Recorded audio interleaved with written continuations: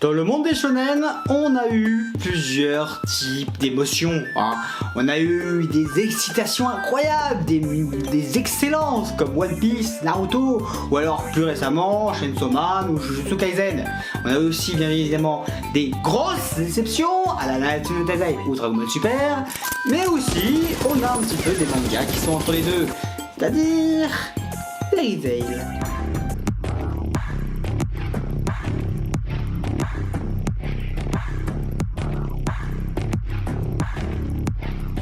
Fairy Tail est un manga écrit et dessiné par Hiro Mashima.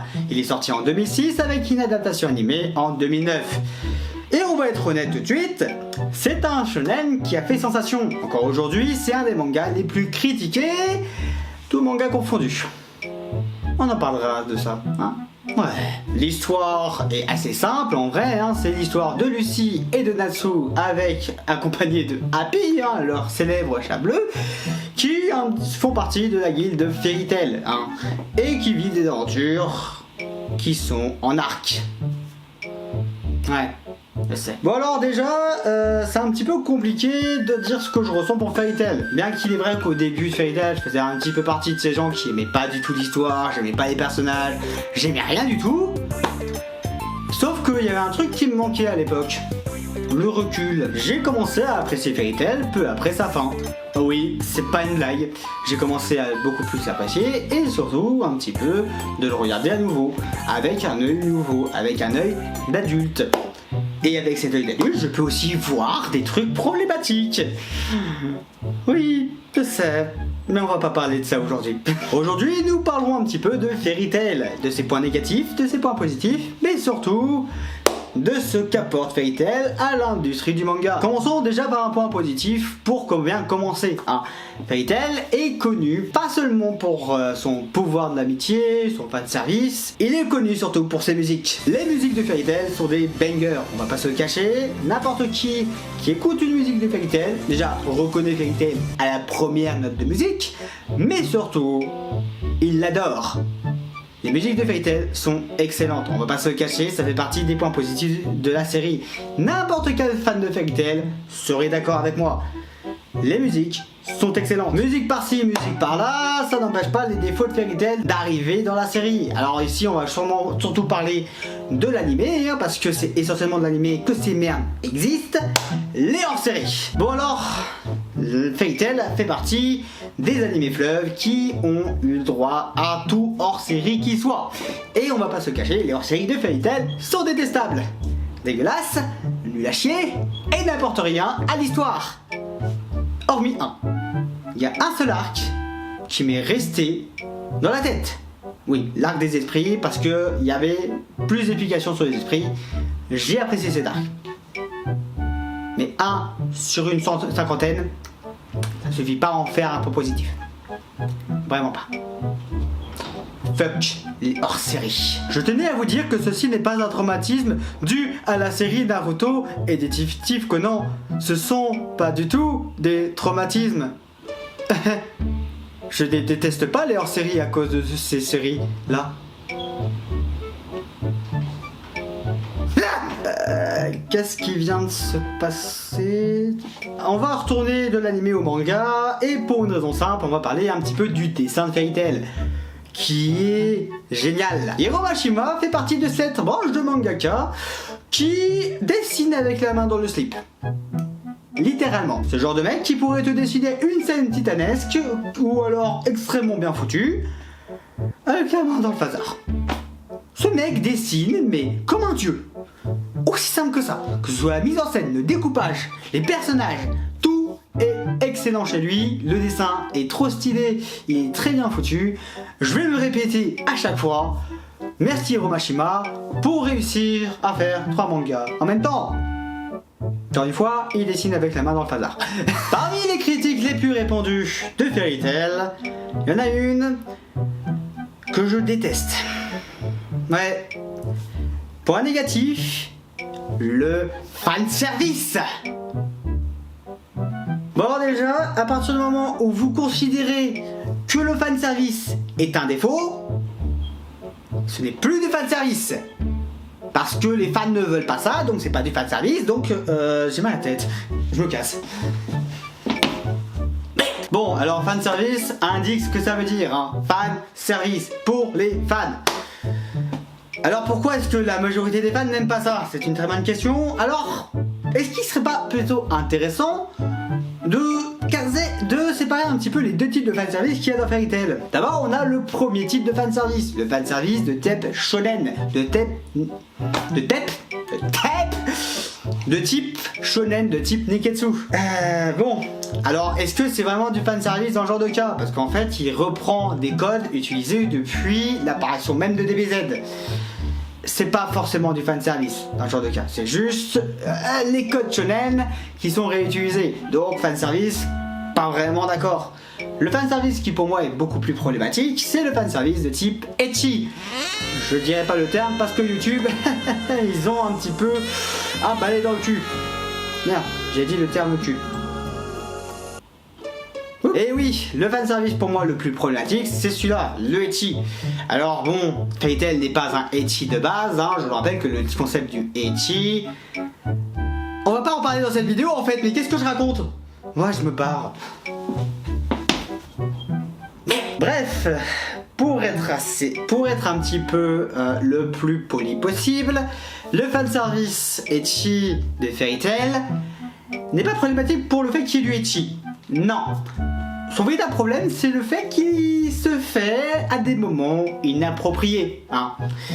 Et inadaptés d'ailleurs aussi. C'est un véritable problème pour moi parce que, en général, quand je suis une série et qu'il y a une tension, j'ai pas envie que ça soit désamorcé par des fesses.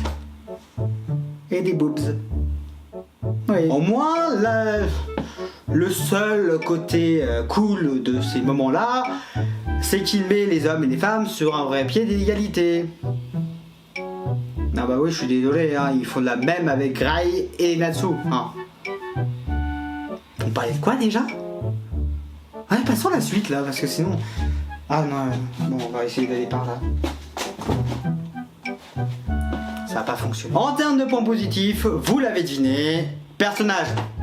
J'ai pas grand chose à dire en fait. S'il y a un truc que j'aime beaucoup avec Fairy Tail, c'est qu'ils ont pas fait la même connerie que Naruto, c'est-à-dire prendre un passé et le copier en changeant quelques trucs sur chaque personnage. Ah, les fans de Naruto vont m'adorer. Non, les personnages de Fairy Tail sont très bien écrits et en vrai, ils sont même mieux développés et mieux écrits que ceux de Naruto. Ouais, j'adore vous piquer. J'adore. Mais vous aussi, vous m'adorez.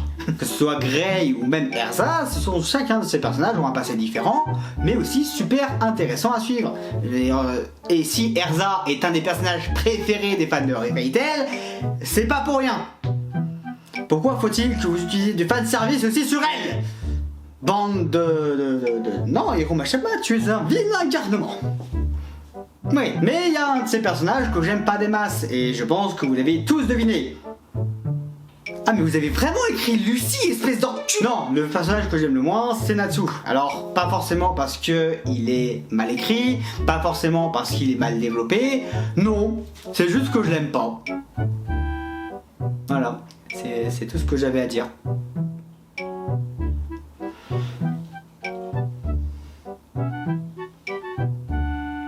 Ah, parce qu'il faut que j'argumente! Alors, au cas où vous connaissez pas mes vidéos, hein, argumenter, c'est pas du tout mon fort. J'ai la flemme. Ah non, j'ai juste la flemme. Il y a un manque crucial de drame. Alors, bon, il y en a, hein, on va pas se le cacher, il y a pas mal de drame dans la série, et il est plutôt bien amené. Mais il y a des moments qui manquent de drame. Et en particulier dans les derniers arcs, il y a un manque de drame. Et quand je vous parle de drame, je parle bien évidemment de morts marquantes. Pas du Ignir, j'en ai rien à foutre d'Ignir, je suis désolé, c'est un personnage que je ne connais pas, je m'en fous de lui. Merci. Non, moi je vous parle par exemple, au hasard, Makarov, qui aurait dû mourir plusieurs fois dans la série, mais il est jamais mort ce bâtard, il est encore plus intuable que Kenny. Sauf que Kenny, lui, il meurt. Non, pour être franc, j'ai été assez déçu de la dernière bataille de Fairy Tail parce que il y avait vraiment un manque de mort en fait. Ouais. Dans une guerre. Même des personnages qui auraient dû mourir visiblement et qui nous sont montrés ne meurent pas. Mais pourquoi mais... Il y avait tout pour ça. C'est une guerre, bordel. Même Naruto, il a compris ça. Pauvre Naruto. Hein? Ensuite, autre défaut, soi-disant, le pouvoir de l'amitié. Je déteste le concept même du pouvoir de l'amitié. Ça veut dire en gros, c'est parce que tes amis sont pas très loin, tu gagnes la bataille. Ouais. En sachant que ça ne reflète absolument pas les batailles de Fairy Tail. Oui. Alors là, il y a que 4 moments, à la rigueur, où je considère ça comme du pouvoir de l'amitié. Hein? Ouais. L'un de ces premiers moments, bien évidemment, c'est Jedi qui aide Natsu à se transformer en Dragon Force. Je sais plus quel épisode, je sais plus quel chapitre. Le deuxième moment, bien évidemment, c'est pour survivre à l'attaque de Acnologia sur Tenrojima, et aussi au combat d'Hadès, hein, d'ailleurs, hein, je les inclus tous les deux au même moment.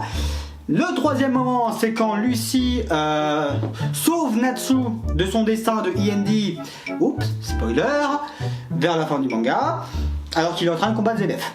Voilà, c'est sympa. Et le dernier moment, c'est pour affronter Acnologia.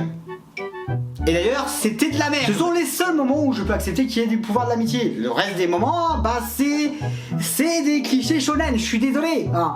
Il n'y a pas vraiment de pouvoir de l'amitié dans Fairy Tail, c'est pas le plus important de l'histoire. Alors, Natsu parle énormément de l'amitié en sens général, mais il ne l'utilise pas pour vaincre ses ennemis. Non, c'est parce que Natsu est un héros de shonen basique qui se renforce pour protéger les siens. Voilà. Passons à la conclusion. Fairy Tail est un assez bon manga. En vrai, il est considéré ni comme bon, ni comme mauvais. Il a le cul entre deux chaises, et d'ailleurs c'est ce qui fait sa force. Mais surtout, ce sont tous ces défauts qui ont fait de Fairy Tail un manga générationnel. Aujourd'hui, il a marqué plusieurs générations, au même titre qu'un Naruto ou qu'un One Piece, et même qu'un Dragon Ball. Aujourd'hui, Fairy Tail est connu grâce à ses défauts. N'importe quel fan de Fairy Tail vous le dira. Si tu connais Fairy Tail, ça veut dire que tu en as fait la pub. Si tu critiques Fairy Tail, c'est que tu en fais la pub. Voilà, c'est aussi simple que ça. Grâce aux critiques que Fairy Tail a reçues pendant toutes ces années, Fairy Tail a reçu le succès qu'il méritait. C'est aussi simple que ça. En fait, Fairy Tail, c'est un assez bon troll. C'est qu'il te divertit, il t'offre du défaut, tu en parles, tu le critiques, et tu lui fais de la pub. C'est le meilleur troll qui soit. J'espère que vous avez apprécié cette vidéo. Si vous l'avez appréciée, n'hésitez pas à vous abonner à ma chaîne si elle vous plaît. Bien sûr, partagez et commentez la vidéo si elle vous plaît aussi. Oui. C'était le Bazar Manga. Ciao.